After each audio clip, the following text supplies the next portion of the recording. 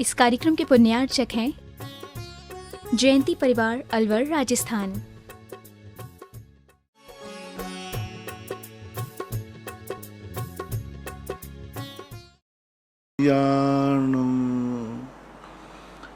नमो लोये सव्यसाहूणम्। पंच परमेष्टि भगवान की जय। आचार्य श्री गुरुवर कुंद कुंद महाराज की जय। आचार्य श्री गुरुवर विद्यासागर महाराज की जय। परम पूज्य निर्यापक श्रमण मुनि श्री सुधा सागर जी महाराज की जय। परम पूज्य मुनि श्री महासागर जी महाराज की जय। नमोस्तु गुरुवर। आदि कुमार जैन, बंड, नागपुर। गुरुवर नमोस्तु। महाराज जी, आपने एक बार प्रवचनों में कहा था कि देवकृत कोई भी वस्तु यहाँ पर नहीं रहती है। तो महाराज जी, जो रत्नों की वृष्टि होती है देवों के माध्यम से, क्या वह भी उन तीर्थंकरों के शासन काल के समाप्त होते ही नष्ट हो जाती है? इसके संबंध में आगम में तो कोई उल्लेख मिला नहीं। मात्र एक उल्लेख मिलता है कि जब सौरीपुर बटेश्वर में रत्नों की वृष्टि हुई और सौरीपुर बटेश्वर छोड़ करके जब समुद्र विदय आदि कृष्ण जी के, नेमिनाथ जी के पिता श्री आदि छोड़ करके जरासंध के डर से द्वारिका बसाते हैं समुद्र के अंदर कुबेर के द्वारा। उस समय एक श्रावक जीवनधर के राजसभा में पहुंचता है और जीवनधर जो अर्धचक्री था उसको भेंट करते हैं और उसको भेंट करने के बाद, नाम में अंतर हो सकता है उसका, तो वहाँ भेंट करके वहाँ पर वो कहते हैं कि ये रत्न तुम्हें कहाँ से मिला। तो उस समय उन्होंने कहा कि नेमिनाथ हमारे यहाँ नगर में, हमारे देश में नेमिनाथ जी का जब जन्म हुआ था उस समय ये रत्न की वृष्टि थी, उसमें का ये रत्न है। और जी वो तो उसी काल की बात हो गई, उसी काल की बात हो गई। नेमिनाथ तो उसी समय। तो उसके बिहार उनके जब वो द्वारिका चले गए थे उसके बाद भी वो रत्न वहाँ बचा रहा। उससे ये पारिशेष न्याय निकलता है कि तीर्थंकर के अभाव में भी वो रत्न रह सकता है। अब प्रश्न ये उठता है कि भगवान महावीर स्वामी को अभी 2500 वर्ष हुए, रत्न अभी तक क्यों नहीं है? तो पुण्य की संपदा में एक ऐसा उल्लेख आता है शास्त्रों में, पुण्य के प्रभाव से सब कुछ होता है। पुण्यहीनता आ जाती है तो चक्रवर्ती के संबंध में पूज्य जिनसेन स्वामी ने महापुराण के अंदर लिखा कि जब चक्रवर्ती घर में था तो अक्षय निधियां उबल रही थी रत्नों से भरी हुई। जैसे ही चक्रवर्ती ने दीक्षा के लिए मुकुट उतारा, जैसे ही वस्त्रों को उतार के फेंक करके दिगंबर दीक्षा ली, उसी क्षण ठीक 1 मिनट का भी अंतराल नहीं हुआ, उधर चक्रवर्ती का मुकुट का उतारना कि मैं राजपाट चक्रवर्ती पर छोड़ता हूं, इधर खजाने से उन निधियों के रत्न गायब होना। जब लौट करके हर कीर्ति आता है तो खजांची ने कहा, साहब अनर्थ हो गया, कोषागार में से सारी निधियां गायब हो गई, सुदर्शन चक्र गायब हो गया। तो इससे ये अंदाज लगता है कि जो चीज जिसके पुण्य से बरसती है या आती है वो उसी के पुण्य के साथ विलय को प्राप्त हो जाती है। कल्प वृक्ष भी ऐसे ही हुए, जैसे दूसरे कर्म भूमि प्रारंभ होती गई, कर्म वृक्ष अपने आप विलय को प्राप्त हो गए। इसलिए पंचम काल में वो रत्नों की स्थिति विलय को प्राप्त हो गई, क्योंकि वो रत्न पुण्य से वर्षे थे और पुण्य की हीनता होने से वह विलय को भी प्राप्त हो सकते हैं। इसमें हालांकि आगम में इस संबंध में कोई भी निर्देश या संकेत देखने को नहीं मिला। पीयूष जैन, हिसार। गुरुवर नमोस्तु। महाराज जी पूछ रहे हैं कि जो भक्ति कलश, जो स्थापना कलश श्रावक बैठाते हैं, उसका महत्व और पुण्य क्या है? बहुत बार हम कह चुके हैं संबंध में। आज के समय में कलश चतुर्मास जो होते थे जंगलों में होते थे, जिसमें साधु अपने धर्म का पालन करता था। आज साधु का दो रूप हो गए, एक स्वयं का कल्याण और एक श्रावक का कल्याण। जब कोई महान शक्ति से किसी हीन शक्ति का संपर्क होता है, महाशक्ति से जब किसी पुण्यहीन का कल्याण होता है, तो पुण्यहीन को कोई ना कोई मंगल स्वरूप जरूर चाहिए। साधु के लिए तो वो स्वयं मंगल रूप है, उसके लिए कोई मंगल कलश की जरूरत नहीं, क्योंकि वो स्वयं मंगल रूप है और स्वयं के लिए भक्ति पढ़ लेता है।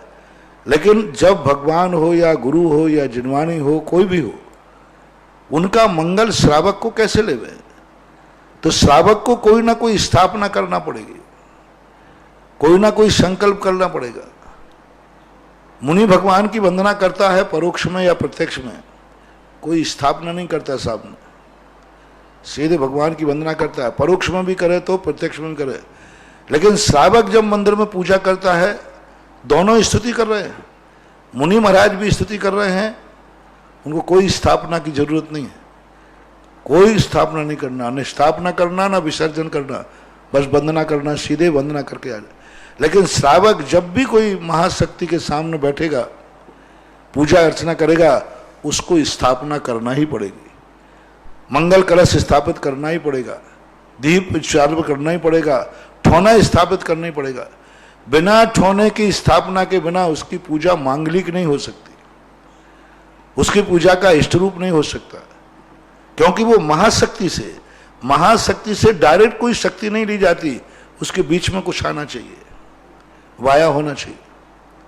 भगवान से लेना है, बीच में कोई ना कोई संकल्प करो, दीप जला दो, मंगल कलश स्थापित करो, स्थापना कर दीजिए, क्योंकि डायरेक्ट वह शक्ति तुम्हारे लेने योग्य नहीं होती। जितने भी अनुष्ठान होते हैं महापुरुष, उनके बीच में नियम से ध्वजारोहण करते, ये क्या है?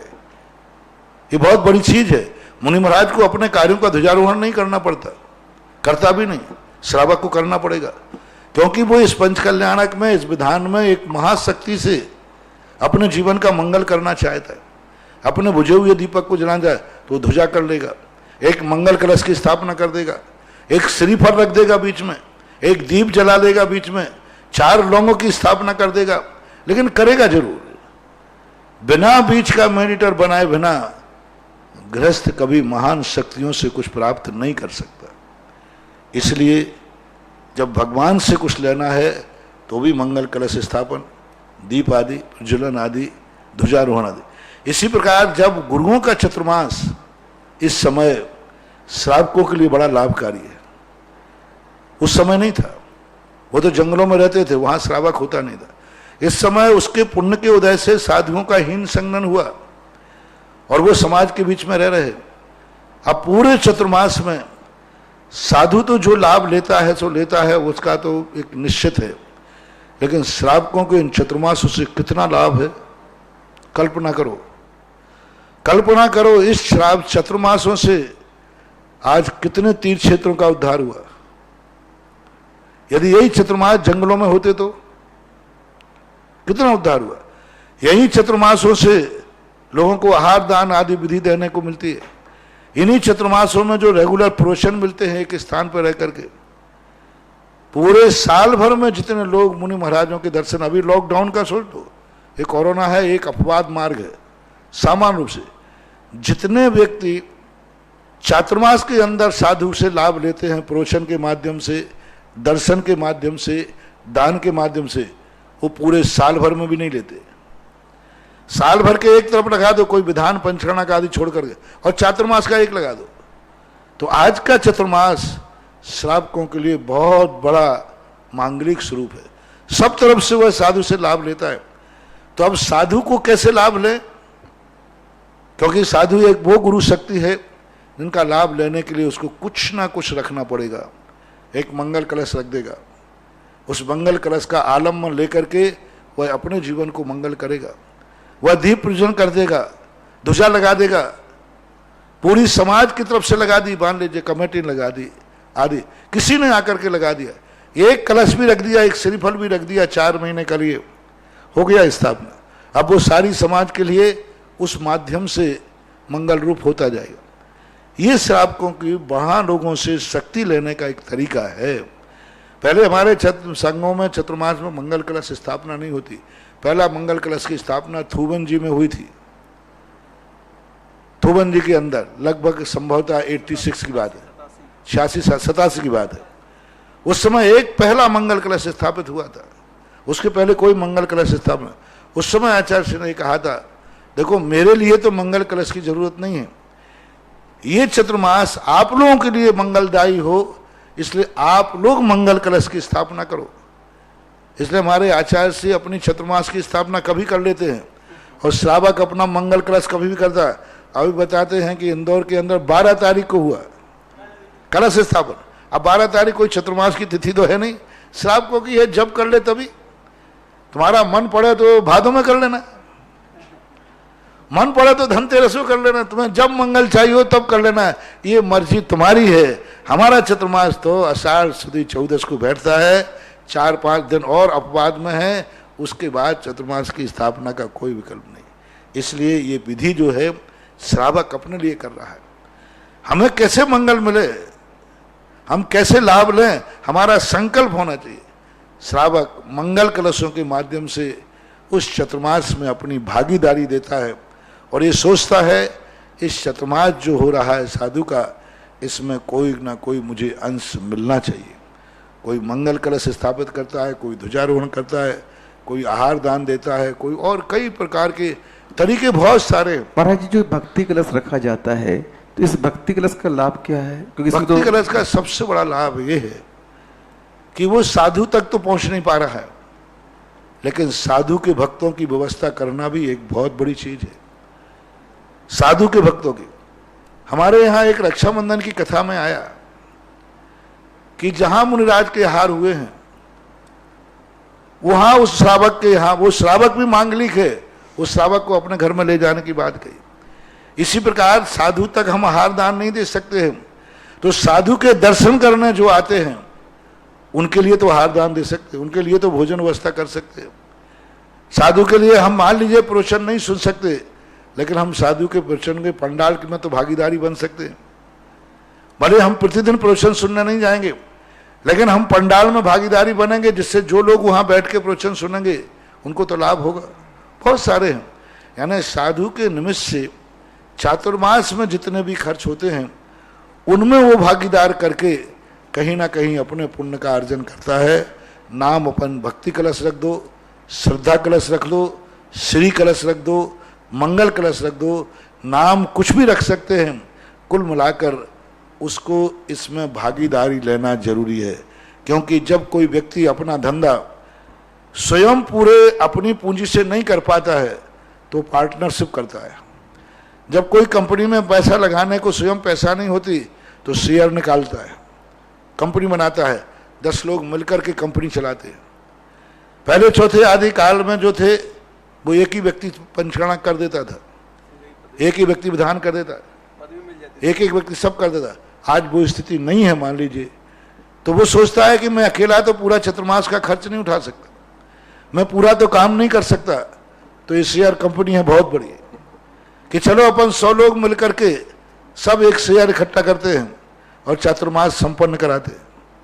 धीगम व्यापार का है, जिसके पास समर्थ है, शक्ति है, वो पूरा व्यापार स्वयं पैसे लगाकर करता है। जिनकी नहीं है वो पार्टनरशिप करता है। पार्टनरशिप में 1 भी मिल सकते, 2 भी मिल सकते, 100 भी मिल सकते। आज विधान चतुर्मास कोई एक कराने की बस की बात नहीं है, क्योंकि साधु की विवक्षा में व्यवस्था में तकलीफ नहीं है। जो जितना बड़ा साधु होगा उसके पीछे जो बारात है, उस बारात की व्यवस्था का, ये पंडाल मेरे लिए नहीं बना है। पिछले साल जो बनाया था आपने, आपके अपने साधर्मियों के बनाया था, जनता के लिए बनाया था, पब्लिक के लिए बनाया था। तो जो जितना बड़ा साधु होगा उसके साथ आने वाले जो भक्तगण होते हैं उनकी व्यवस्थाओं को कैसे संभाला जाए, तो ये मंगल कलशों आदि का जैसे जैसे चतुर्मास का लाभ जनता को होता है, जैसे जैसे जनता का भीड़ बनती है, वैसे वैसे मंगल कलशों की संख्या बढ़ती है। बड़ी कंपनी के शेयर बड़ी कंपनी के हिसाब से चलते हैं, छोटी कंपनी के शेयर छोटी कंपनी के हिसाब से चलते हैं। छोटी कंपनी है, महाराज अकेले हैं, कोई श्रावक ही नहीं आता वहां पर, उनके लिए छोटा सा एक कलश बैठा दिया काफी है, क्योंकि कोई श्रावक को कोई नहीं आना, अकेले महाराज हैं बस। और जो है कई लोग, कई साधुओं के चतुर्मास होते हैं, महाराज अकेले हैं, कोई एक श्रावक भी दर्शन करने नहीं आता, तो वहां एक छोटे से रूप में कर दिया, काम चल जाएगा। लेकिन जितना बड़ा साधु होगा उसको यह देखा जाता है कलशों की संख्या और कलशों का निछावर इस बात पे आधारित होता है कि इस चतुर्मास में कितने लोग प्रभावित होंगे, कितने लोग यहां आएंगे, उनके हिसाब से सारी व्यवस्थाएं बनती हैं।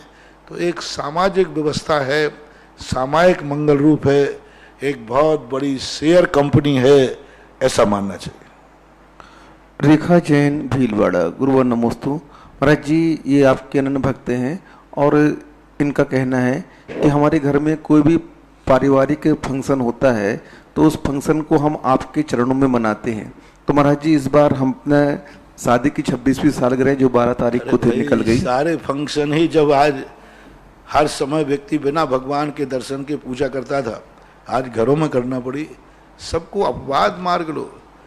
तुम तो गुरु की बात कर रहे हो, जिनका हर दिन का प्रातःकाल मंदिर में बीतता था, जो हर दिन प्रातःकाल भगवान का अभिषेक पूजन करते थे, आज वही मंदिर नहीं जा पाए, वही अभिषेक छूट गया, प्रतिमाधारियों के अभिषेक पूजन छूट गए। तो ये अपवाद मार्ग हैं, सामान्य मार्ग अलग है। इस बार आपातकाल की स्थितियां हैं, आपातकाल को आपातकाल के रूप में ही लेना चाहिए। विपत्ति काले मर्यादा नास्ति। महाराज जी, ये आपसे यहीं से बैठे आशीर्वाद मांग रहे हैं। विपत्ति काल में कोई नियम कानून नहीं होते, विपत्ति काल का जो नियम बनाया है सबको यहीं से आशीर्वाद है, बहुत बहुत आशीर्वाद है। डॉक्टर अमित जैन तलवाड़ा बांसवाड़ा, गुरुवर नमोस्तु। महाराज जी, एक दिन 2 दिन पहले स्वीट कॉर्न की एक शंका आई थी कि स्वीट कॉर्न खाना चाहिए भुट्टे के दाने कि नहीं खाना चाहिए। तो आपने बोला था कि आप अपने हिसाब से सर्च करके देख लीजिए। स्वीट कॉर्न भुट्टे के दाने, अमेरिकन भुट्टे के दाने आए थे। तो महाराज जी, डॉक्टर अमित जैन का कहना है कि उस स्वीट कॉर्न जो भुट्टा आता है महाराज जी, उसमें बहुत सारे कीड़े होते हैं और यह संकर बीज से बना हुआ होता है। तो महाराज जी, डॉक्टर के हिसाब से तो ये खाने योग्य नहीं है। अभी इस संबंध में मैं इस मंच से कोई घोषणा नहीं करूंगा, मैं इसमें संतुष्ट होऊंगा तब बताऊंगा, क्योंकि अभी इस प्रकार के उड़न तस्त्रियों वाले काम हमने बहुत सुने, बहुत सोचते हैं। यहाँ से जो भी घोषित होता है वो आगम बन जाता है, यहाँ से जो कुछ होता है वो एक मार्शल्ला बन जाता है। इसलिए मैं इतनी जल्दी हाँ कहने वाला नहीं, मैं इस पर खोज कर रहा हूँ। जिस दिन मैं संतुष्ट हो जाऊँगा आपको बता दूंगा। हर चीज़ के संबंध में कई लोग क्या है, अपनी बात को प्रमाणित करने के लिए मेरे एक माइक से, मेरे मुख से बुलवाना चाहते हैं, क्योंकि उन्हें मालूम है कि मेरी बात तो कोई मानने वाला नहीं है महाराज, और मैं जल्दी बोलने वाला नहीं हूँ। मेरा बहुत सोचना पड़ेगा, क्योंकि मेरा एक विश्वास है, इस माइक से बोली हुई आवाज़ का जितना विश्वास जनता को है वो विश्वास कायम बना रहे, इसलिए मैं बोलूँगा। मैं एकदम जल्दी किसी चीज़ को अवश्य नहीं कह सकता, मैं इस पर खोज करूँगा, कर रहे हैं, इसको जल्दी कहलवाने की चेष्टा ना करें।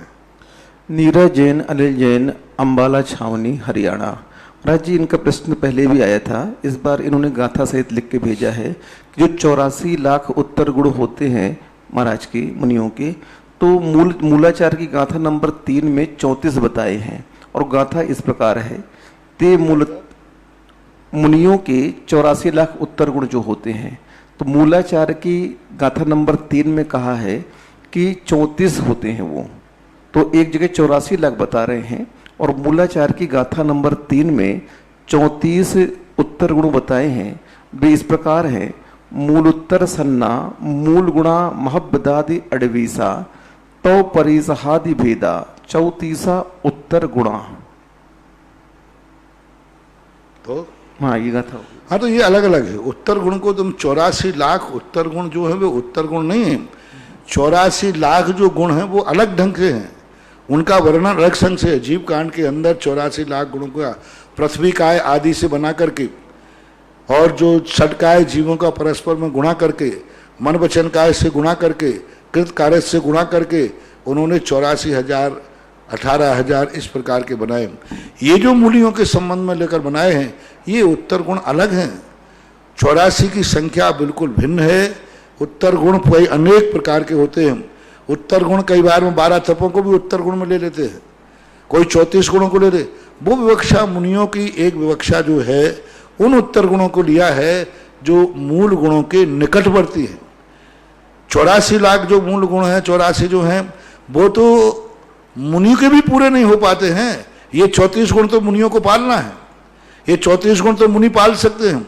बोले 84 लाख गुण और 18,000 जो शील के हैं, ये गुण तो मुनि महाराज के नहीं, बड़े मुनिराज जो अरहंत भगवान हैं उनके पलते हैं। मुनियों के 5 वेद हैं और बड़े महाराज स्नातक कहलाते अरहंत भगवान। अरहंत भगवान के मूल गुण उनके भी 84 और 18,000 जो गुण हैं उनके पलते हैं, शेष मुनि तो पाले नहीं थे। ये जो 34 मूल गुण हैं, ये 6ठे 7वें गुण स्थान वर्ती मुनि के जघन्य रूप से कहे गए हैं। इन दोनों की तुलना नहीं करना, उत्तर गुणों के भेद बहुत सारे हैं। मनीष जैन इटारसी, गुरुवर नमोस्तु। महाराज जी कह रहे संसार के सभी लोगों को मालूम है कि आज नहीं कल मरना है और संसार की कोई भी चीज सांस लेकर नहीं जाना है, फिर ये अनैतिक कार्य, इतने पाप के कार्य, इतने राग द्वेष के कार्य क्यों करता है जीव? संसार की कोई भी वस्तु इस संसार से बाहर नहीं जा सकती मरण के बाद में, तो फिर व्यक्ति ये जानते हुए भी इतना राग द्वेष अनैतिक पाप अरे के भाई, कार्य जानते हुए क्या क्या नहीं करते। जानते हुए की बात अलग है। मैं शौच के लिए जाता हूं बाहर, कल ही परसों एक तमाकू का एक पैकेट पड़ा था, पाउच जिसे बोलते हैं। वो पाउच वहीं पड़ा था जहां मैं शुद्धि के लिए बैठा था। उस पाउच पे लिखा था कि ये तमाकू मौत का कारण है, किसी भी समय व्यक्ति को मौत हो सकती है, उसको बचाना नहीं, कैंसर, मौत सब लिखा था उस पर बहुत स्पष्ट शब्दों में। तमाकू मौत का कारण है, कैंसर का, पूरा बड़े बड़े अक्षरों में लिखा था। और फिर भी वो खाली पाउच था, यानी किसी ना किसी ने तो खाया है और इतना मूर्ख है नहीं। तो अब वो तो ये सब चीजें हैं संसार में अनादिकाल से हर व्यक्ति जानता हुआ, सबको मालूम है कि सब यहीं छोड़ के जाना है, फिर भी क्यों मरता है? सबको मालूम है कि सब आंख बंद करने के बाद यहीं पड़ा रह जाना है, फिर भी मरते समय भी बेटे से कह के जाता है, बेटा उससे उधारी उगा लेना, उसको पैसा दिया है, बेटा उसका लेन देन करना। मरने के पहले सब लोग सब यहीं छोड़ के जाना। चक्रवर्ती तीर्थंकर तक भी अपना राजपाट छोड़ के क्यों नहीं चले जाते? नेमिनाथ को वैराग हुआ, बड़ी गजब की बात हुई। नेमिनाथ को वैराग हुआ जूनागढ़ में, तुरंत वनवास क्यों चले गए? नहीं, वैराग हुआ, फिर घर गए और घर में सारी विधियों के रूप में सारे परिवार का संबोधन किया, राजकुमार पद आदि जो थे उनका परित्याग किया, फिर बाद में वो गए। जितने राजा महाराजा हैं सब छोड़ के क्यों नहीं चले? वैराग हुआ, यूं चले जाए, व्यवस्था बनाते हैं, सब कुछ करते हैं। संसार की परिधि को हम नकार नहीं सकते। परमार्थ की दृष्टि अलग है, संसार की दृष्टि अलग है। जब संसार की तरफ दृष्टि करोगे तो सब कुछ हमें व्यवस्थाएं करना पड़ेंगी, सब कार्य हमें करना पड़ेंगे। तीर्थंकर भी क्यों ना हो, वो भी सब जानते थे कि संसार असार है, फिर क्यों गृहस्थी बसाई? चलो दूसरा तो छोड़ो, संसार में तीर्थंकर जानते थे कि ये संसार सब कुछ बेकार असार है, फिर क्यों उन्होंने गृहस्थी बसाई? क्यों शादियां की? क्यों शादियां हुआ कि चलो चक्रवर्ती का नियोग होता है, आदिनाथ ने 100 पुत्रों को जन्म दिया, 2 पुत्रियों को जन्म दिया, क्यों बताई गृहस्थी को? सापेक्ष करना चाहिए। जब हम पारमार्थिक दृष्टि ले जाते हैं तो पारमार्थिक दृष्टि से सोचना चाहिए। जब हम संसार में जीते हैं तो संसार की दृष्टि को हम नकार नहीं सकते, संसार की व्यवस्थाओं को हमें स्वीकार करना पड़ेगा। जो संसार में रह करके संसार की व्यवस्थाएं स्वीकार नहीं कर सकता, वो संसार में सुखी नहीं रह सकता। गाड़ी के अनुसार सड़क नहीं मुड़ेगी, सड़क के अनुसार गाड़ी मोड़ना पड़ेगी। तो तत्व दृष्टि और क्रिया दृष्टि दोनों में अंतर है। 3 दृष्टियां बनाना चाहिए, एक लक्ष्य दृष्टि, एक तत्व दृष्टि और एक क्रिया दृष्टि। लक्ष्य दृष्टि हमेशा मंदिर पे होना चाहिए, मंजिल पर होना चाहिए लक्ष्य हमारा, लेकिन तत्व दृष्टि ये है हमें सीढ़ी पे सावधानी से पैर रखना चाहिए। और क्रिया दृष्टि ये है कि हमारे चलने से कहीं सीढ़ी टूट तो नहीं रही, क्रिया का विवेक हमें रखना चाहिए, हमें क्रिया का सावधानी से पैर रखना चाहिए। क्रिया हम संसार की करते हैं, संसार के तत्व को हमें जानना चाहिए और लक्ष्य दृष्टि पर रखना चाहिए। ये तीन व्यवस्थाएं महान महान आत्मियों को हैं। ऐसा क्यों करते हैं? जिसने प्रश्न किया है मैं उसी से पूछता हूं, तुम क्यों कर रहे हो? हर व्यक्ति को मालूम है कि क्रोध नहीं करना चाहिए, और कोई सवेरे उठ करके क्रोध नहीं करना चाहता, फिर शाम को गुस्सा क्यों आ जाता है? क्या तुम्हें मालूम नहीं कि क्रोध नहीं करना चाहिए, फिर भी शाम तक गुस्सा आ जाता है? इस क्यों का यदि सवाल हो जाए तो अभी तक सबको मोक्ष हो जाएगा और संसार का विनाश हो जाएगा। सापेक्ष करिए, क्योंकि संसार को मिटाना नहीं है, संसार को संभालना है।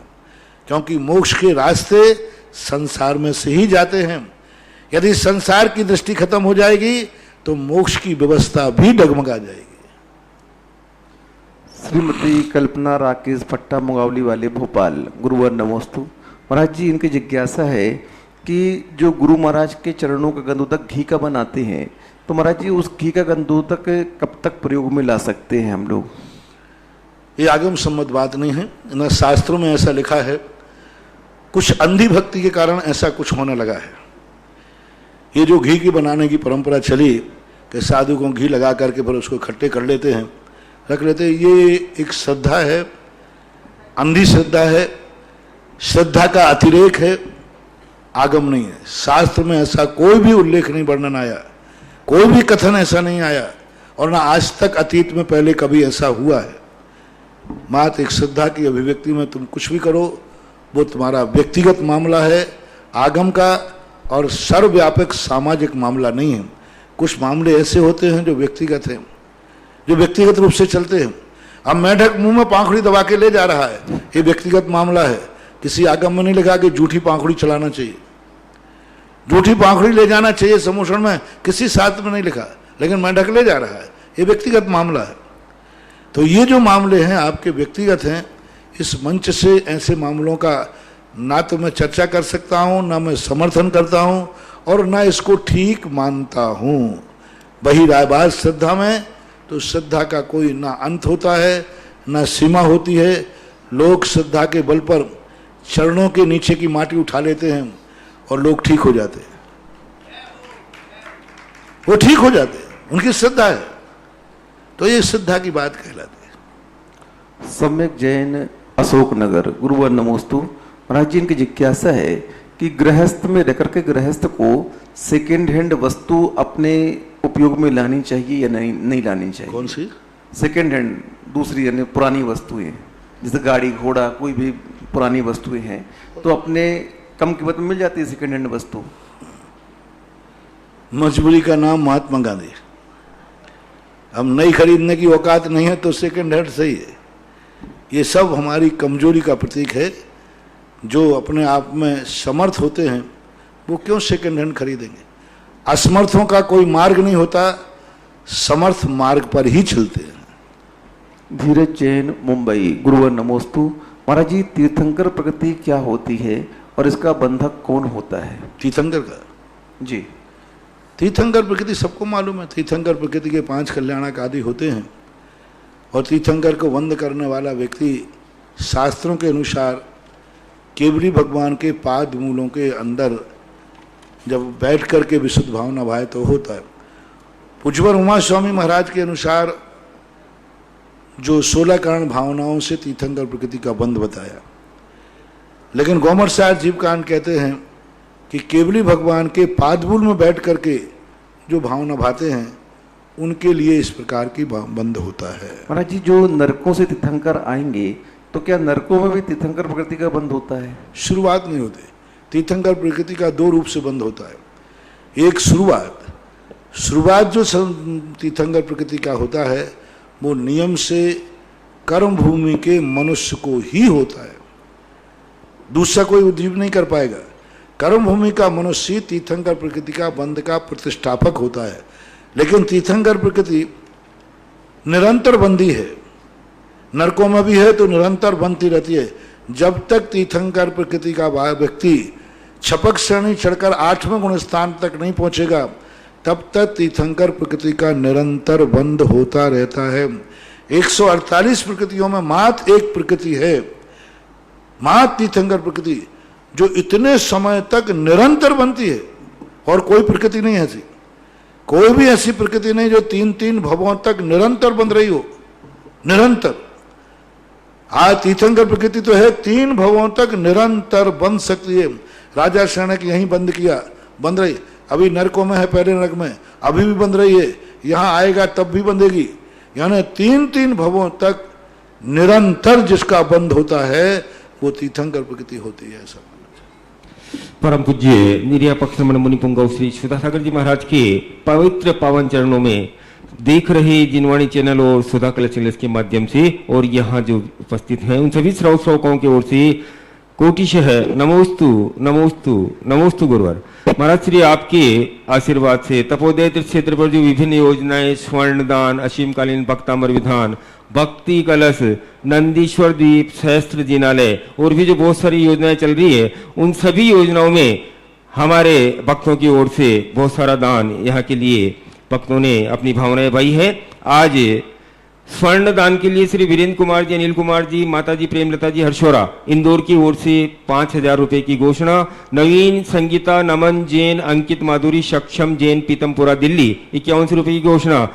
असीमकालीन भक्तामर विधान जो तपोदय तीर्थ क्षेत्र पर हमेशा यहाँ चल रहा है और उसमें साल में एक दिन आप अपने परिवार के नाम से यहाँ पर भक्तामर विधान करने का सौभाग्य प्राप्त करेंगे। इसके लिए 51,000 रुपए की राशि विनोद कुमार, दिवाकर, रश्मि, पंखुड़ी, पलक जैन भोपाल, पलक के जन्मदिवस के अवसर पर इन्हें सौभाग्य प्राप्त किया है। और एक असीमकालीन भक्तामर विधान चंद्रोदय तीर्थ चांदखेड़ी के लिए श्री महावीर दिगंबर जैन महिला मंडल तलमंडी कोटा की ओर से चंद्रोदय तीर्थ में असीमकालीन भक्तामर विधान की घोषणा की गई है। और एक भक्ति कलश, बंधुओं ये जो भक्ति कलश है परम पूज्य श्री ने अभी इसकी महिमा क्या है आप सभी लोगों को बताई थी। इस भक्ति कलश के माध्यम से आप एक दिन के श्रावक शिष्टि बनेंगे और सुबह परम पूज्य श्री के मुखारबिंद से आपके परिवार के नाम की शांति धारा की जाएगी। उसके बाद प्रवचन से पूर्व दीप प्रज्वलन होगा, परम पूज्य श्री का पाद प्रक्षालन होगा, परम पूज्य श्री को मां जिनवाणी भेंट करने का सौभाग्य प्राप्त करेंगे।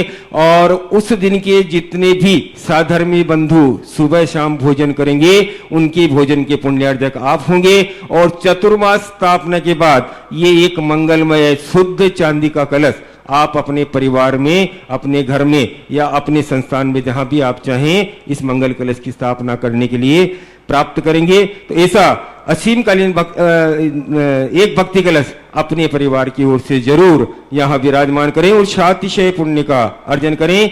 ये भक्ति कलश स्थापना करने का सौभाग्य प्राप्त किया श्रीमती गोपीबाई मनोहरलाल मानमल, सीए जिनेन्द्र, पवन कुसुम प्रियम हर्षित जैन निवासी उदयपुर, प्रवासी मुंबई की ओर से। और एक तीर्थ रक्षक बनने का सौभाग्य प्राप्त किया है श्रीमती जीवन जैन, धर्मपत्नी श्री राजाराम जैन, पुत्रवधु पारुल जैन, संदीप जैन, पौत्री मीमांसा अवधि जैन, श्रुति जैन निवासी गन्नौर, जिला सोनीपत हरियाणा। तो आप सभी के तीर्थ रक्षक 1,11,000 रुपए की राशि की इन्हें घोषणा की है। आप सभी के दान और पुण्य की अनुमोदना। महाराज श्री आज का पहली जिज्ञासा सरला जैन पराशिया, नमोस्तु गुरुवर। मेरी शंका है ईर्ष्या क्या होती है और क्यों होती है, इससे कैसे बचे, कृपा कर समाधान करें, नमोस्तु। ईर्ष्या इसलिए होती है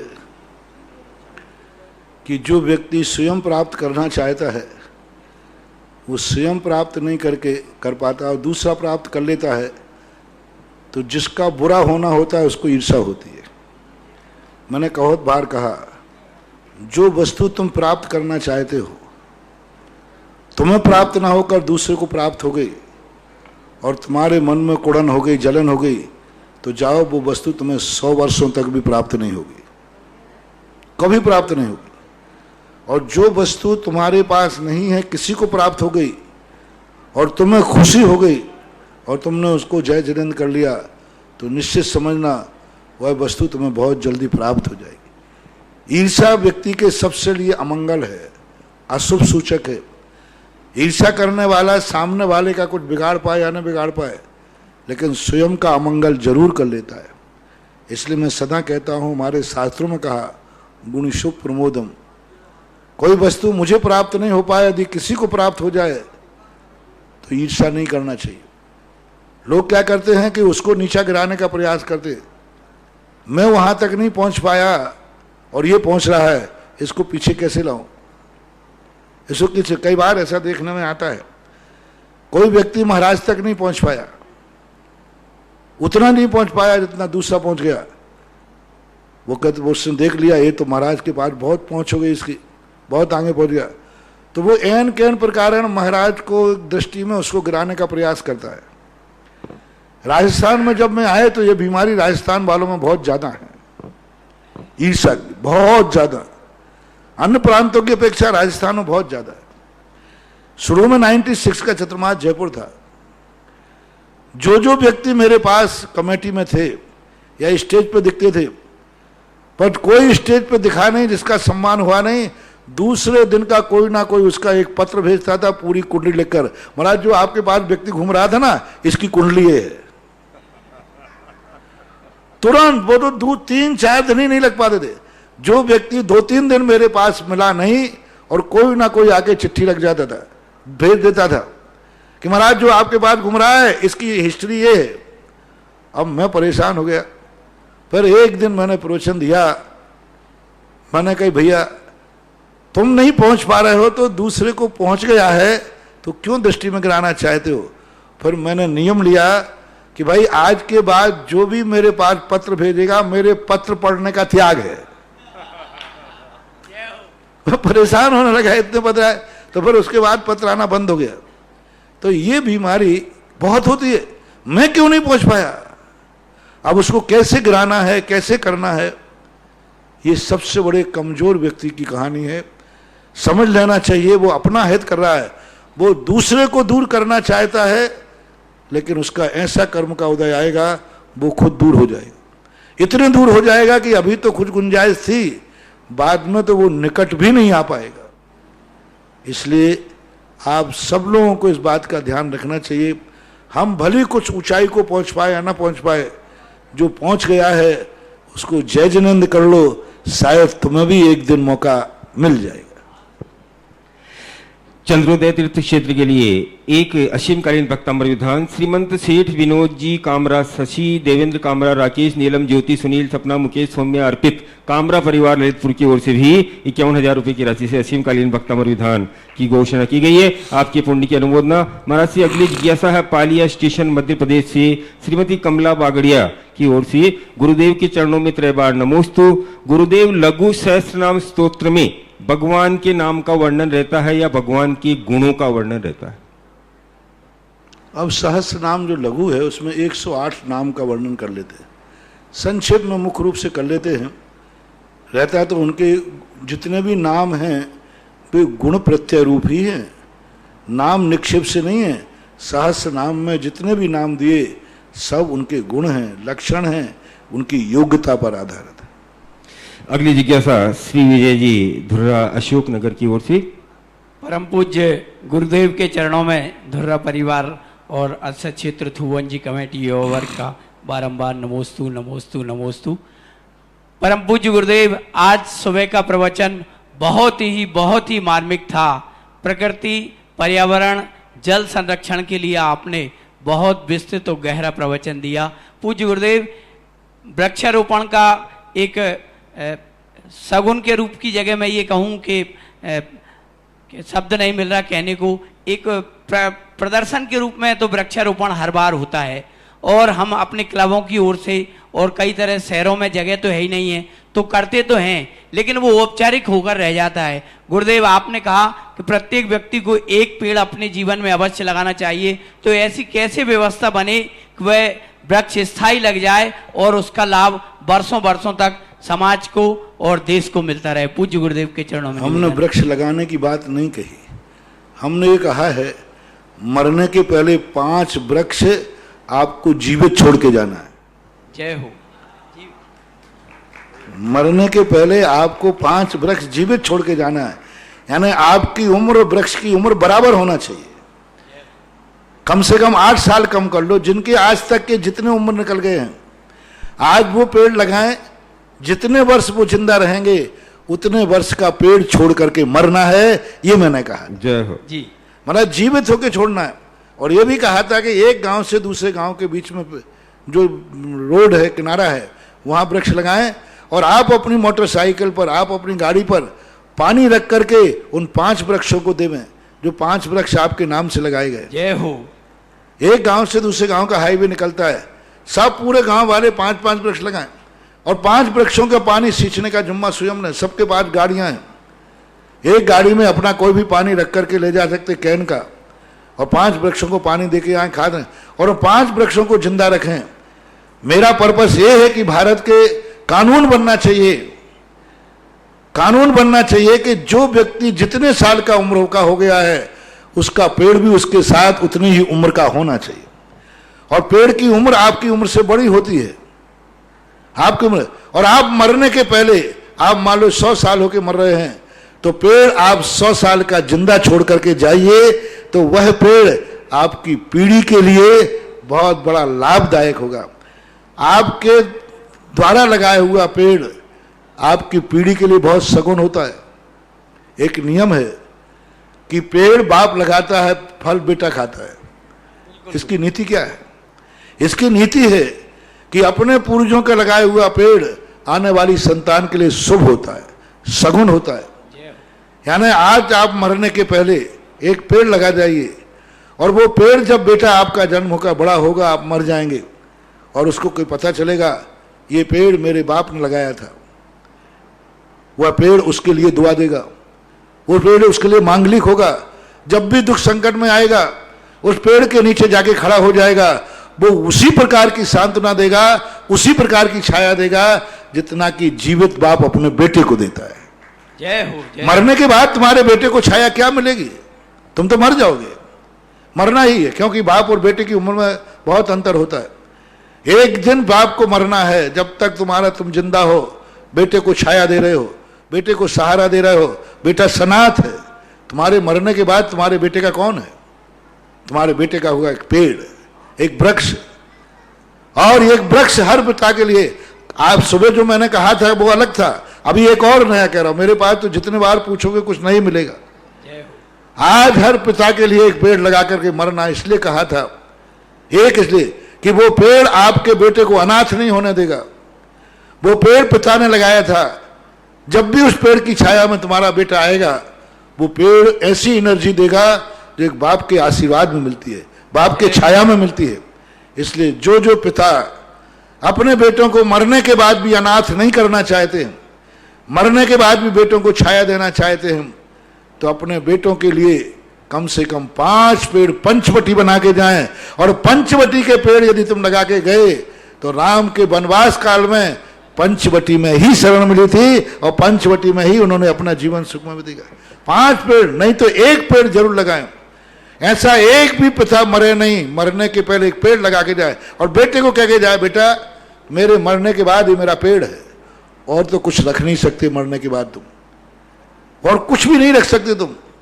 जो रख के जाओगे, धन दौलत रख के जाओगे वो खर्च कर देगा, मकान रख के जाओगे वो कल के दिन फैशन से बाहर हो, कुछ भी हो सकता है। पेड़ एक जीवित है जो 7 पीढ़ी तक भी चल सकता है, 7 पीढ़ी तक भी चल सकता है।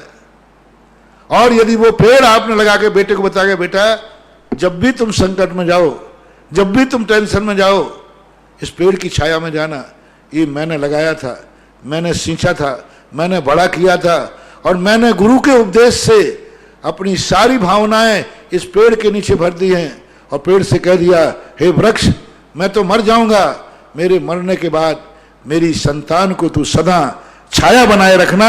और हो गए।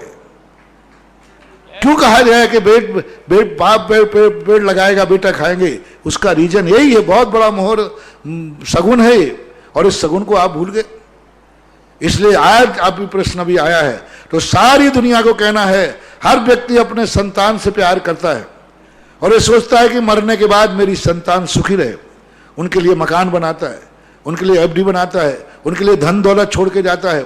ये सब तुम छोड़ के जाओगे, मैं नहीं कह सकता कि कितने दिन उसको सुखी कर पाएंगे, लेकिन एक पेड़ लगा करके तुम गए और बेटे ने उस पेड़ को यदि बाप के समान और आदर सत्कार से उस पेड़ को माना, तो जब जब उसके जीवन में संकट आएगा तब तक उस पेड़ की छाया में चले रहना।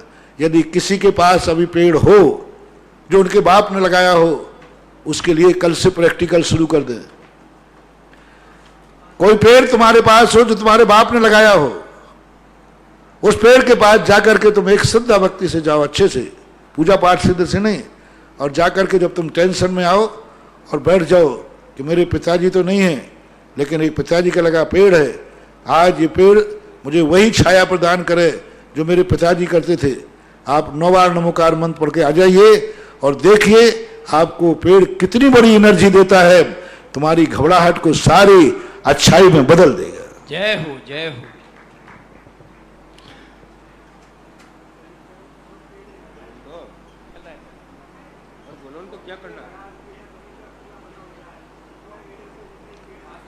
जल्दी, इतने धीरे में क्यों? करीब करीब 100 पेड़े हैं, मतलब वो सब चीज़ों के हैं, आम के हैं, नींबू के हैं, जामफल के हैं, सब चीज़ों के पूरे, और 100 पेड़ से ऊपर ही। बहुत अच्छा, बहुत अच्छा। महाराज जी, मेरा निवेदन ये था कि शहरों में व्यवस्था नहीं है, ऐसे में सब सिर्फ व्यवस्था है। प्रतीकात्मक 100 होकर रह किलोमीटर जाता है। जाकर के जब धंधे को जा सकते हो, 100 मीटर जाकर हजारों किलोमीटर बेटे को पढ़ने भेज सकते हो, तो एक पेड़ को शहर के बाहर जाकर लगाकर सींचने में कौन सी आपत्ति है? जब इतनी बड़ी निधि मिल रही है, एक पेड़ तुम्हें बाप की छाया दे रहा है, तो उसके लिए एक साइकिल उठा करके पानी देने में कौन सी दिक्कत हो रही है? जब बीमार हो जाते तो कहां कहां दौड़ते हो? बीमार होकर के बेटे को कहां कहां लेके दौड़ते हो? और मैं तो तुम्हारे बीमार कम से कम 5 किलोमीटर बाहर तो कोई रोड होगा, तीर्थ क्षेत्र पकड़ लीजिए, क्या बात होगी, तीर्थ क्षेत्र पकड़ लीजिए, कहीं भी पकड़ लीजिए। पूरे अशोक नगर को थुवन जी दर्शनोदय तीर्थ क्षेत्र को हरा भरा कर देना चाहिए। मान लो अशोक नगर में जगह नहीं है तो थुवन जी में तो जगह है, दर्शनोदय तीर्थ क्षेत्र में, और वहां ऐसा वृक्ष लगाओ, ऐसा वृक्षारोपण करो कि सारा तीर्थ अपने आप में वृक्षों से भर जाए, और सारा तीर्थ का वृक्ष बापों के वृक्षों से भर जाए, और जब जब उनके बेटे आए आदिनाथ भगवान का दर्शन करने आए, उस पेड़ की छाया में देखें ये मेरे बाप का पेड़ है। जय हो, जय हो। अगली जिज्ञासा बाल ब्रह्मचारिणी आराधना दीदी की ओर से। भगवान, आपके भक्तों और भव्यों के लिए आज उत्सव का दिन है, क्योंकि आज ही के परम पावन दिवस पर आचार्य श्री गुरुदेव ने आपको निर्यापक श्रवण शब्द और पद से विभूषित किया था, और हम लोग कैसे आनंदित हुए थे आपको नहीं बता सकते हैं। उसी से संबंधित एक जिज्ञासा है, साल भर से है, और मेरे अलावा भी बहुत सारे लोगों की है, डर के कारण नहीं पूछते हैं, क्योंकि उसका एक उत्तर ये भी है कि तुम्हें क्या करना है। लेकिन उस उत्तर के अलावा कोई हो तो, कि भगवान निर्यापक श्रमण जो होते हैं और उनके पास जो जो मुनि रहते हैं, तो उन्हें जो भी अपने प्रायश्चित वगैरह लेने होते हैं तो वो श्री आचार्य श्री जी से ही लेंगे या निर्यापक श्रमणों से भी ले सकते हैं? सन 1947 में देश स्वतंत्र हुआ था, सन 1952 में उसका विधान बना था। हमारे आचार्य श्री अभी विधान बनाएंगे, आचार्य श्री ही बताएंगे कि क्या करना है।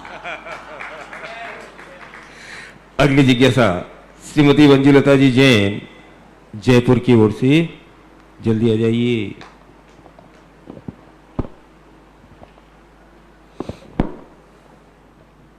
मेरे गुरुवर के चरणों में मेरा और मेरे परिवार का बारंबार नमोस्तु नमोस्तु नमोस्तु। महाराज जी, प्रशस्त उपशम और अप्रशस्त उपशम में क्या अंतर है? मेरी जिज्ञासा का समाधान कीजिए। प्रशस्त उपशम प्राय दर्शन मोहिनी का ही होता है, दर्शन मोहिनी का हमेशा प्रशस्त उपशम होता है। कोमरसार की टीका के अंदर केशव वर्णी ने इस बात का उल्लेख किया है। अप्रशस्त उपशम जो होता है वो अनंतानुबंधी कसाय का होता है। कैसे होता है चारित्र मुनि का? अप्रशस्त इसलिए कहते हैं, प्रशस्त इसलिए कहते हैं। प्रशस्त वो कहलाता है जितने समय के लिए उपशम किया जाता है वो एक समय पहले भी उदय में नहीं आता, अपनी मर्यादा रखता है। अप्रशस्त उपशम वो कहलाता है जिसको हमने एक अंतर्मुहूर्त के लिए उपशमित किया था, लेकिन वो पहले से ही उदय में आ जाता है।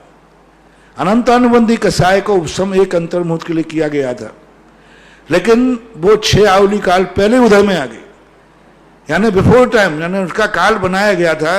एक अंतर्मुहूर्त तक कोई भी कसाय उदय में नहीं आएगी, लेकिन अनंतानुबंधी कसाय बिफोर टाइम पहले से उदय में आ जाती है। उसी के कारण से दूसरे गुणस्थान की रचना करना पड़ी।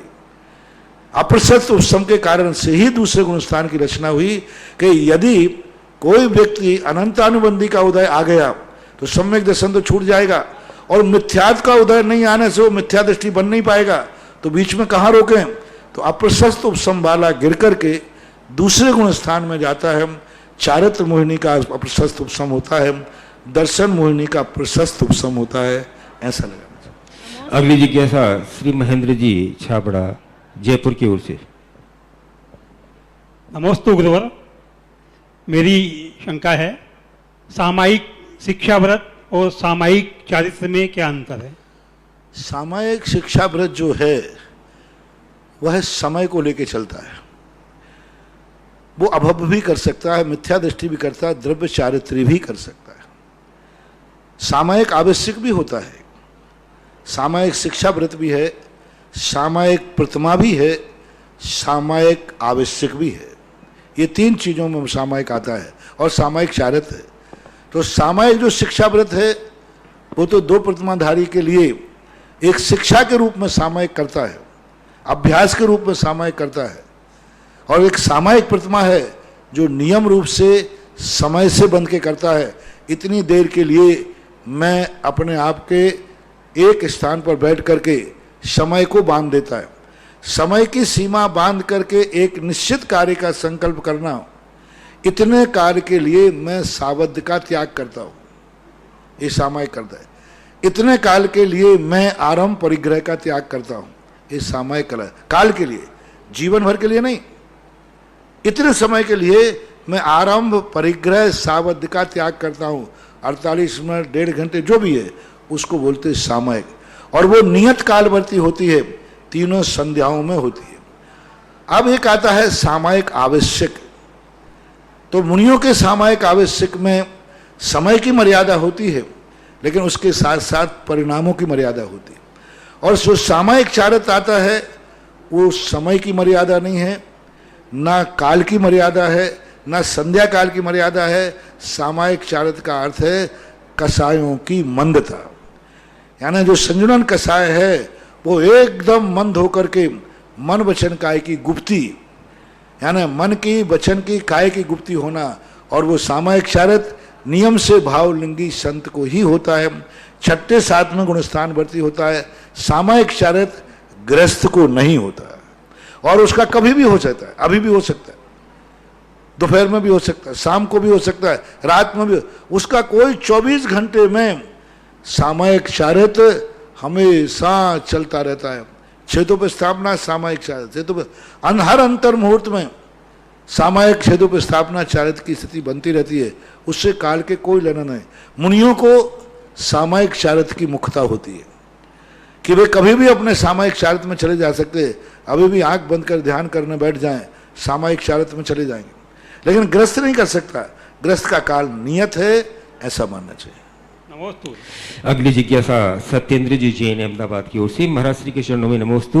महाराज श्री, कल आपने बताया था कि प्रत्येक मंदिर में टांका बनना चाहिए बरसाती पानी का। हमारे मंदिर में ईशान कोण में पहले से ही एक कुआं है जिसका जल स्तर हर साल कम होता जा रहा है। क्या हम छत का पानी पाइप के माध्यम से उस कुएं में उतार दें और वह कुआं टांके का काम करें, ऐसा हो सकता है क्या? बहुत अच्छी तरह, कोई बात नहीं।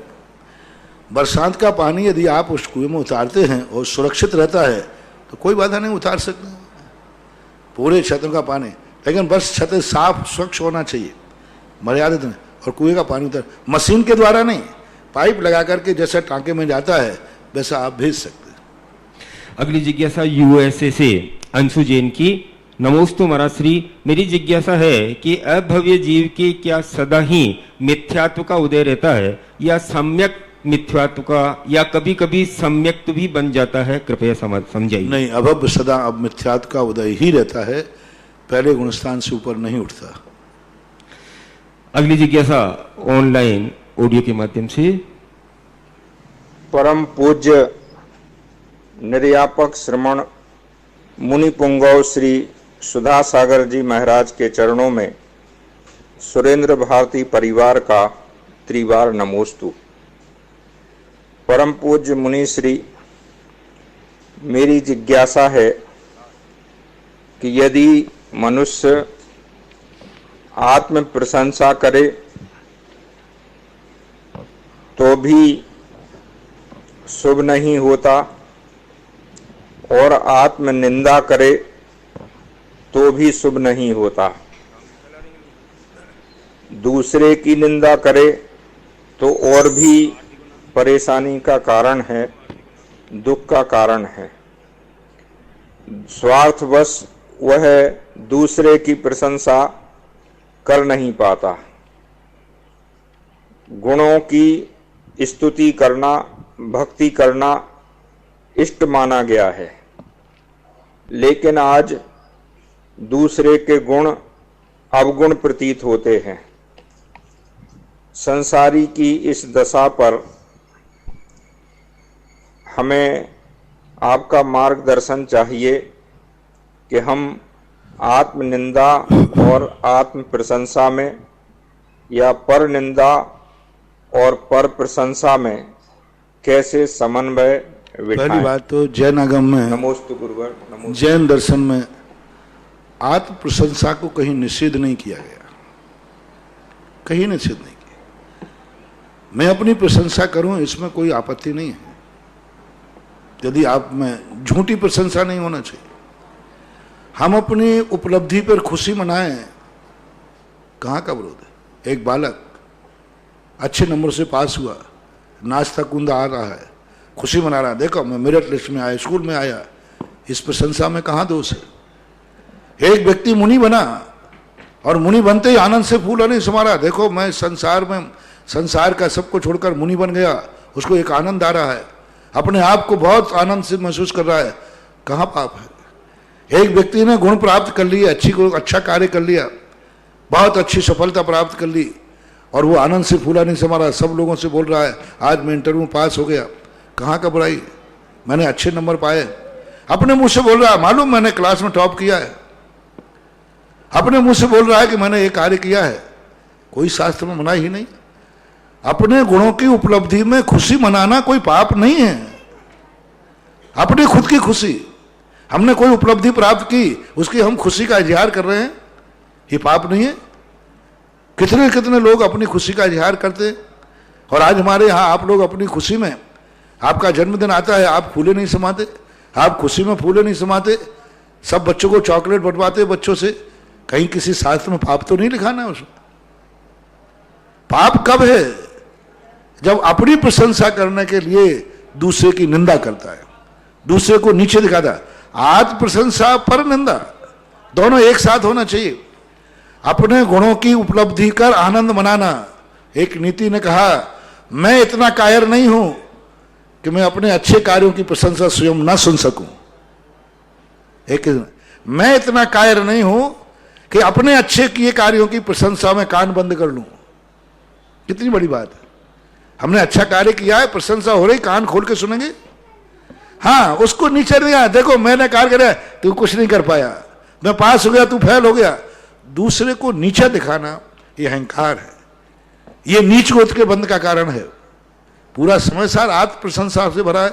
अयमिक को खलु शुद्धो धनसर नानमयो सदा रूबी नबीयत। अयमिक को खलु शुद्धो, पूरा समय सार में आत्म प्रशंसा ही प्रशंसा भरी है। अपने शुद्ध स्वरूप का वर्णन, निश्चय नहीं अपने आत्म स्वरूप को, अपने आप को कहता मैं भगवान आत्मा हूं, मैं चैतन्य स्वरूप आत्मा हूं, मैं शुद्ध बुद्ध ज्ञायक स्वरूप ही आत्मा हूं। ये सब क्या है? अध्यात्म, अपनी आत्म प्रशंसा है, लेकिन पर की निंदा नहीं है, दूसरे की निंदा नहीं कर रहा है, तो यहां तक कोई बाधा नहीं। और अपनी निंदा करना तो कहीं अपराध नहीं है, कहीं अशुभ नहीं है। हम लोग दिन भर में 3 बार तो निंदा करते ही हैं। पापेष्टेनुरात्मना जड़धिया माया बिना लोभना, प्रतिक्रमण करते हैं, प्रतिक्रमण निंदा से ही भरा रहता है। अपने अवगुण आने पर निंदा करना कोई अशुभ नहीं है। अपने गुण आने पर अपना आनंद मनाना, खुशी मनाना, इसमें कोई बाधा नहीं है। बस दूसरों की निंदा नहीं करना, उनकी निंदा करके अपनी प्रशंसा करना। जैसे अभी मैंने कहा था ईर्ष्या में, तुम यदि नहीं जुड़ पा रहे हो, तुम नहीं यदि वो पहुंच पा रहे हो, तुम वो धन प्राप्त नहीं कर पा रहे हो, कोई बात नहीं, लेकिन जो प्राप्त कर चुका है उससे ईर्ष्या नहीं करना चाहिए। इसलिए पर की निंदा तो इसलिए निषेध किया, पर निंदा जरूर गलत होता है तो सम्यक दर्शन भी नाश कर सकता है। इसलिए आज के समय में सबसे बड़ी चीज ये करना चाहिए, जो चीज हम प्राप्त करना चाहते हैं वह चीज हमें जब ही प्राप्त होगी जिन्होंने प्राप्त कर ली है उनकी प्रशंसा करेंगे। जो जो चीज तुम्हें चाहिए है, जिसको प्राप्त हो गई है उसकी प्रशंसा करो, उसकी संगति करो, उसने जो किया वो तुम करो, उसके अनुसार उसके पास जाकर जूनियर जो है सीनियर के पास प्रैक्टिस करे, कैसे वो इतना महान बना कि आज दूसरों को भी इंटरव्यू दे रहा है। तो वो गुण हमें सीखना चाहिए। आज के युग में सबसे बड़ी चीज है ईर्षा, पर की निंदा करके अपने आप को सेफ दिखाना चाह रहा है, यह एक प्रकार का गलत है, ऐसा नहीं होना चाहिए। अगली जिज्ञासा पुनः ऑडियो के माध्यम से ऑनलाइन। नमस्ते महाराज जी, मैं शेखर जैन नसीराबाद से। महाराज जी, अभी व्हाट्सएप पे एक मैसेज आया है, उसमें लिखा है कि यदि आपकी भोजन की थाली में बाल आ जाए या आपकी भोजन की थाली को कोई लांग कर चला जाए तो वह भोजन की थाली त्यागने योग्य है। तो महाराज जी, फिर ऐसे भोजन का क्या करना चाहिए? आगे उसमें लिखा है कि यदि पति अपनी पत्नी के साथ भोजन करता है एक ही थाली में तो वह अशुभ है, अमंगलकारी है, और यदि पिता अपनी पुत्री के साथ भोजन करता है तो वह लक्ष्मी प्रदाता है और मंगलकारी है। तो महाराज जी, मेरी जिज्ञासा ये है कि इन बातों में कितनी सत्यता है। और पहली बात तो वारसब है, कोई आगम नहीं है। और वारसब जो होती हैं बैठे ठाले ठलियों के काम होते हैं। वारसब और कुछ नहीं, चार लोगों के मजाक, जैसे वो चार मस्ताने होते ना, बैठे बैठे सोते चलो अपन कुछ मजाक करते हैं, चार लोग बैठे कोई भी चीज लगे डाल दो तो वारसब देने वाले भी मूर्ख हैं और पढ़ने वाले भी मूर्ख हैं, और मूर्खों के जवाब यहां से नहीं दिए जाते। देने वाले भी मूर्ख हैं, पढ़ने वाले। वारसब आज विश्वास उठ गया, क्योंकि वारसब को जितना आता है सब कसाय मजाक, चलो डाल दो, अपन ऐसे डालते हैं, हर सब पढ़ करके लोग थोड़े आश्चर्य में पड़ जाएंगे, इसी में मजा आता है। तो ये जो वारसब चलती हैं इनको आगम मत मानो, ये तुम्हारा दिमाग खराब कर देंगे। पता नहीं क्या क्या वारसब में चलता है। आपने जो पढ़ा उसमें कितनी सत्यता है, आगम के परिप्रेक्ष्य में ऐसा कोई भी चीज आप लोगों को नहीं आगम में दिया। अविरत सम्य दृष्टि, वृत्ति की कहानी अलग है और अविरति की कहानी अलग है। ये जो उन्होंने कथन किया, एक वृत्ति की कहानी कही, प्रतिमाधारी की कहानी कही। प्रतिमाधारी व्यक्ति जरूर बाल आने पर पहला किस रूप में है, वो वस्तु को अलग करने का प्रयास करेगा, पूरा भोजन नहीं छोड़ेगा। और यदि पूरा भोजन में है तो भोजन छोड़ेगा। दूसरी बात है कि यदि मान लीजिए वह थाली को कोई लांग गया, ऐसा कोई आगम का वचन नहीं है। इस अपेक्षा से हो सकता है कि लांगने पर उसके पैर की धूल उसमें गिर जाए। दूसरा, प्रतिमाधारी जो यदि वृत्ति है तो वो जरूर किसी के साथ भोजन नहीं करेगा, चाहे पत्नी हो, चाहे बेटा हो, चाहे माँ भी क्यों ना हो, पिता भी क्यों ना हो। प्रतिमाधारी कोई भी व्यक्ति, दो व्यक्ति एक साथ भोजन नहीं करेंगे।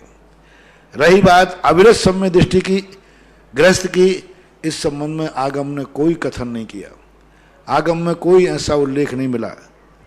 इसलिए आप लोग यह जो वृत्तियों की किसी कहानी ने डाल दिया, आप लोग ना घबराएं।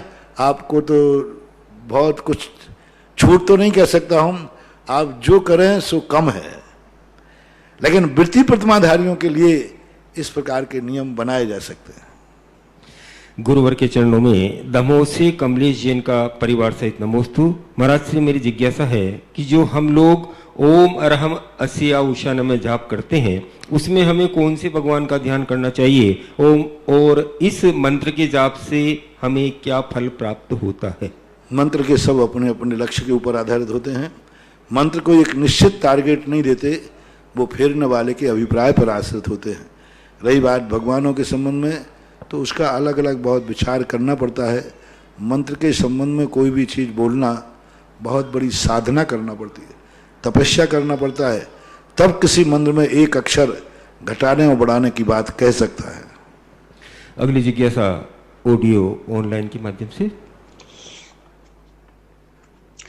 ललितपुर से शीलचंद जैन अनौरा परिवार का गुरुवर को त्रिवार नमोस्तु नमोस्तु नमोस्तु। हे गुरुवर, मेरी जिज्ञासा है कि वर्तमान में 2 साल से लेकर के 90 साल तक के लोग के सभी के हाथों में मोबाइल है, तो कोई तो मोबाइल में 75% लोग तो जैसे औरतें हैं तो वो हीरो की चित्र डाल लेती हैं, पुरुष हैं तो वो हीरोइन की डाल लेते हैं, और बच्ची हैं तो कुछ गंदे चित्र डाल लेते हैं। हे गुरुवर, 25% में कुछ लोग भगवान के डालते हैं, कुछ लोग गुरु के डालते हैं, कुछ माता पिता के डालते हैं, कुछ अपने बच्चों के डाल लेते हैं। तो हे गुरुवर, जब सुबह 4, 5, 6 जो जिस समय उठता है तो उसे मोबाइल खोलता है, खोलते ही उसी चित्र के दर्शन होते हैं जो डाले हैं। तो जैसे गुरुवार का डरा है तो हम लोग तो नमोस्तु करके और यह भावना भाते हैं कि हे गुरुवार आपके दर्शन कब हों। इसी प्रकार जो हीरो हीरो के डाले तो वो भी यही भावना भाते होंगे कि आपके दर्शन कब होंगे। तो हे गुरुवार, क्या दोनों जड़ हैं, हीरो हीरोइन और भगवान का महाराज का चित्र तो दोनों जड़ ही हैं, तो क्या हम लोगों को कोई पाप पुण्य तो नहीं बनता होगा। हे गुरुवर, आप अगर एक बार इस जिज्ञासा के समाधान से करें तो 60% लोग तो आपकी बात पर विश्वास कर ही लेते हैं, आपकी बात को कोई टालता नहीं है। तो हे गुरुवर, इसका समाधान कर दें कि मोबाइल में किसके चित्र, किसकी फोटो और क्या डालना चाहिए, ये आप ही बता सकते हैं। क्योंकि आप तो कहते हमारे हितैषी हैं और हम कहते हैं आपके वो दुश्मन है। तो वो भी एक बार जब बैठती है तो यही कह देती है अगर श्रेया सागर ने कहा तो सत्य ही होगा, लेकिन सामने नहीं कहते। सामने तो वही कहेंगे क्योंकि उनके लोग दूसरे हैं। ठीक, चले हो। देखें, इसमें किसी नीतिकार ने एक नीति कही है कि किसी अपरिचित घर में जाने पर हम क्या देखें कि ये घर कैसा है। तो उसने कहा उसमें घर में टंगे हुए चित्रों से उस घर का चरित्र पता चलता है। कुछ मत देखो, उस घर में टंगे हुए चित्र किसके हैं, उन चित्रों को देख करके पता चलता है इस घर का चरित्र क्या है, इस घर का संस्कार क्या है। कितनी बड़ी नीति दे दी आपको। अब वो घरों का नहीं लेकर के मोबाइल से देखकर पता चलो। हर व्यक्ति के मोबाइल से देख के पता चलता है कि इसका चरित्र क्या है, इसका नेचर क्या है, इसका क्या रूप में है।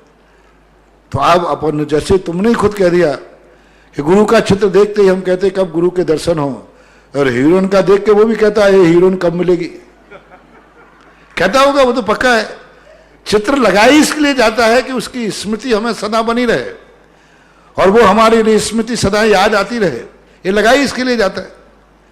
इसलिए चित्रों को कम से कम, मैंने तो यही कहा था, बहुत बार कहा, कम से कम हर व्यक्ति अपने बच्चों के मोबाइल में और कुछ दे सके या ना दे सके, लेकिन टोन में नमोकार मंत्र और चित्र में भगवान और गुरु का चित्र दे दे। कम से कम और कुछ नहीं करेगा तो कम से कम जितने बार आएगा नमोकार मंत्र सुनाई पड़ेगा। और सबसे बड़ा प्रचार आप कर सकते हैं, मैं भी नमोकार मंत्र का इतना प्रचार नहीं कर सकता, जो भी तुम्हारा फोन उठाए नमोकार मंत्र उसको सुनाई पड़ना चाहिए। कम से कम वो एक नमो अरिहंताणम तो सुन लेगा। कितना बड़ा प्रचार कर सकते हैं। यदि जैनी लोग ये ठान ले में कि मेरे मोबाइल के अंदर टोन नमोकार मंत्र की होगी, जो भी मेरे से बात करना चाहेगा उसको पहले नमोकार मंत्र ही सुनाई पड़ेगा, तो बहुत बड़ी बात हो जाएगी। बहुत बड़ा सगुन, बहुत बड़ा शुभ। क्योंकि मोबाइल यदि आपको यूज करना ही है, दूसरी बात चित्र यदि आप अपने बच्चे के, अपने किसी में कम से कम 100-50 बार खोलते हो, तो जितने बार खोलोगे गुरु की, भगवान की तस्वीर आएगी, तो उस तस्वीर को देखते ही सगुन होता है। सगुन होते ही नियम से उसके अंदर परिणाम होता है, परिणाम आता है किसकी तस्वीर है। तो परिवार में सब लोगों के मोबाइल में भगवान और गुरु की तस्वीर हो, और इनसे यदि तुम्हारा मन नहीं लगता हो तो मैंने बहुत बार कहा अपनी माँ की तस्वीर रखो। मां की तस्वीर रखो। यदि मां की तस्वीर तुम्हें बुरी लगती हो तो फिर मैं आगे बोल दूं, तुम्हारी बराबरी वाली की श्रीमती है, अपनी पत्नी की तस्वीर रख लो, और हीरोइन से तो तुम्हारी पत्नी की तस्वीर शुभ है तुम्हारे लिए। इससे नीचे नहीं, अपने बच्चों की भी रखते हो तो बच्चे का फोटो आता है तो एक तुम्हें प्यार आता है, उसके प्रति राग आता है, रेज निकलती है आपकी। आपने अपने बच्चे की तस्वीर उसमें रखी तो 100 बार मोबाइल किया, 100 बार आपने अपने बच्चे को एनर्जी दी है, रैकी दी है, ऊर्जा दी है। मां की रखी तो मां का 100 बार आशीर्वाद पाया है, गुरु की रखी तो गुरु से 100 बार आशीर्वाद पाया है, भगवान की रखी तो 100 बार दर्शन करने का पुण्य कमाया है। इसलिए मोबाइलों के अंदर कोई अभिनय नहीं होता। आप उस मोबाइल को कहीं भी ले जाए, महाराज जी यहां ले जाते, वो ले जाते, कोई फिक्र मत करो, वो छाया है, लेकिन छाया भी हमें मूल तक पहुंचाने के लिए कारण है। तेरी प्रतिमा इतनी सुंदर, तू कितना, तो तेरी वो छाया से ही, छाया से हमें मूल का ज्ञान होता है। इसलिए छाया में अभिनय का विचार नहीं करना, लेकिन रखना चाहिए। सबके लिए इस बार का बहुत अच्छा प्रश्न है ये, फोकट में, बिल्कुल इजी रूप में। आप ये मत सोचेंगे नमोकार मंत्र हमें बीच में काटना पड़ेगा, कोई बात नहीं, आपको कोई दोष नहीं लगेगा, साहब नमोकार मंत्र पूरा ही चलना चाहिए, नहीं, नमो रहंतारम हो गया कोई बात नहीं, नमो सिद्धारम हो गया कोई बात नहीं, चलेगा, उससे कोई फर्क नहीं पड़ने वाला। आप ये बहाना करके और कोई अभिनय से डरा करके कोई डरावे तो डरने की जरूरत नहीं। नमोकार मंत्र का आधा अक्षर, एक अक्षर, पाव अक्षर ओम भी निकल गया है तो भी बेड़ा पार ही करने वाला है। इसलिए इससे डरने की कोई जरूरत, बार बार आप फोटो को डिलीट करोगे, मतलब बंद करोगे तो भी कोई दोष नहीं है, क्योंकि वो छाया चित्र है, एक संकेत है। अगली जिज्ञासा रितु जैन झांसी से। महाराज श्री के चरणों में त्रिवार नमोस्तु। महाराज श्री, कोई तीर्थ क्षेत्र किसी के लिए शुभ होता है और किसी के लिए बिल्कुल नहीं, तो क्या ऐसा भी हो सकता है क्या? कोई तीर्थ क्षेत्र किसी के लिए शुभ होता है और किसी के लिए नहीं? ऐसा कभी होता नहीं है, लेकिन फिर भी इस संसार में बहुत सारी दृष्टियां हैं। एक ज्योतिष की दृष्टि होती है, कभी कभी कोई माटी, कोई क्षेत्र, कोई आपने देखा कई लोगों को बीमारी होती है तो कहते आप फलाने क्षेत्र में चले जाओ ठीक हो जाओगे, तो वहाँ उसकी माटी का उसके सूट नहीं कर रहा है, वहाँ की माटी उसे सूट कर रही है। किसी पेड़ के नीचे बैठ जाओ, एक पेड़ उसको सूट नहीं करता, दूसरा पेड़ सूट करता है। कई लोगों को पेड़ों की अलग अलग बीमारी होती है, कोई पेड़ के नीचे बैठते हैं तो नुकसान होता है और दूसरे पेड़ के नीचे बैठ जाओ तो फायदा होता है। तो इस भौतिक दृष्टि से भी कई बार फर्क पड़ता है, और फिर कुंडली से, राशि की से भी थोड़ा बहुत फर्क पड़ सकता है, लेकिन अपनी श्रद्धा मजबूत रखो, सब क्षेत्र तुम्हें फलीभूत हो जाएंगे। अगली जिज्ञासा ऑडियो के माध्यम से ऑनलाइन। परम पूज्य निर्यापक श्रमण के चरणों में हम सबका कोटिशः नमन। मुनिश्री, द्रव्य संग्रह की 32वीं गाथा में आचार्य ब्रह्मदेव सूरी महाराज कह रहे हैं कि संवर विषय नय विभागा कथ्यते, तो उन्होंने उसमें मिथ्या दृष्टि से लेके क्षीण कसाय पर्यंत तक अशुद्ध निश्चय को माना है, और उस अशुद्ध निश्चय में उन्होंने तीनों उपयोग को घटित किया है, अशुभोपयोग, शुभोपयोग और शुद्धोपयोग, और शुद्धोपयोग को एक देश शुद्ध नए रूप से घटित किया है। तो यह अशुद्ध निश्चय ने 12वें गुण स्थान तक है, और वहां पर आचार्य भगवान गाथा में अशुद्ध नय को 14वें गुण स्थान तक ले जा रहे हैं। तो यहाँ पर अशुद्ध नय और अशुद्ध निश्चय नय में क्या अंतर है, ये तो हमारा एक पहला प्रश्न जो पहले कहा था वो है। और एक बात है इसी के अंतर्गत कि जो बंध विच्छेद विच्छुत्ति को संवर आपने कहा था, वो बंध विच्छुत्ति संवर नहीं है, संवर तो व्रत समिति गुप्ति से होता है। लेकिन यहाँ पर ब्रह्मदेव सूरी महाराज इसी की टीका में आगे कर्मकांड की गाथा को लेकर के उन्होंने द्वितीय गुण स्थान से संवर कहा है कि बंध विच्छेद त्रिभंगी कथित क्रमेण उपरि प्रकर्षेण संवरो ज्ञातव्या, तो यहाँ पर उन्होंने संवर कहा है। तो ये इस दृष्टि से लोग इसको संवर मानते होंगे, जबकि संवर तो वास्तव में व्रत समिति से ही होता है, जो आपने बहुत अच्छा समाधान दिया था। लेकिन यहाँ जो लिखा है वो किस उद्देश्य से लिखा है? पहली बात तो अशुद्ध नय की जो बात कही गई है, अशुद्ध नय कोई गुण स्थानों की विवक्षा को लेके नहीं चलता। अशुद्ध नय एक परिणामों को लेके चलता है।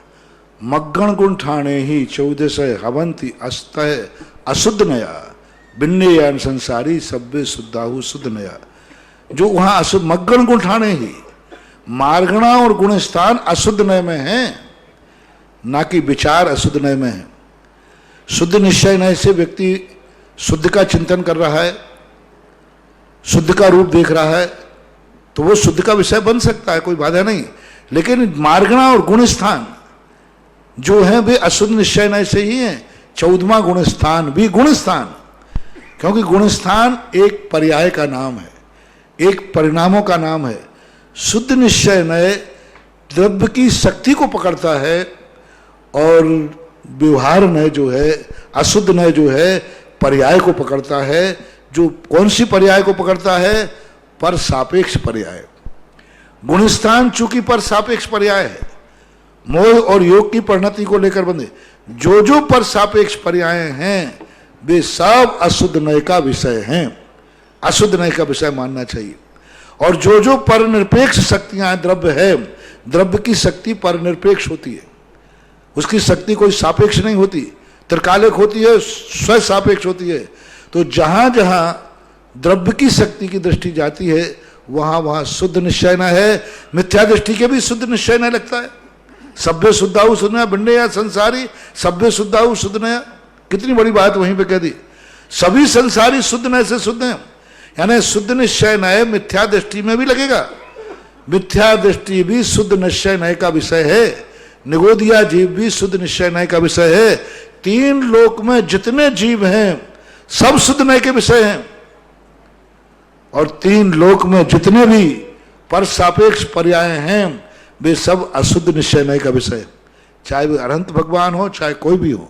इसलिए इसको गुणस्थान विवक्षा करना लगा करके इनको लगाना चाहिए शुद्ध निश्चय नय द्रव्य की शक्ति को पकड़ता है, और अशुद्ध नय पर निरपेक्ष नैमित्तिक परिणति को पकड़ता है। इसलिए मग्गण गुण ठाणे ही 14 अवंती अशुद्ध नया बिन्ने या संसारी, संसारी जानना चाहिए इनको। कितनी बड़ी बात, यहां स्पष्ट कह दिया, बिन्ने या संसारी सभ्य शुद्धाहु शुद्ध नया, ऐसा करना जानना चाहिए। और जहां संवर की बात कही थी, हमने संवर को 2 रूपों में मानो। मैंने पहले ही कहा था, आचार्यों ने कहा है संवर दूसरे गुण स्थान से चालू होता है, क्योंकि वहां 16 प्रकृतियों का बंध नहीं हो रहा है। लेकिन जो गुणकार रूप संवर है, असंख्यात गुणी रूप संवर है, उस संवर की चर्चा पूज्यवर उमा स्वामी महाराज जो मोक्ष मार्ग में चर्चा करना चाहते हैं वो चर्चा करना चाहते हैं प्रति समय असंख्यात गुणी निर्जला की। इस कार्यक्रम के पुण्यार्चक थे जयंती परिवार अलवर राजस्थान।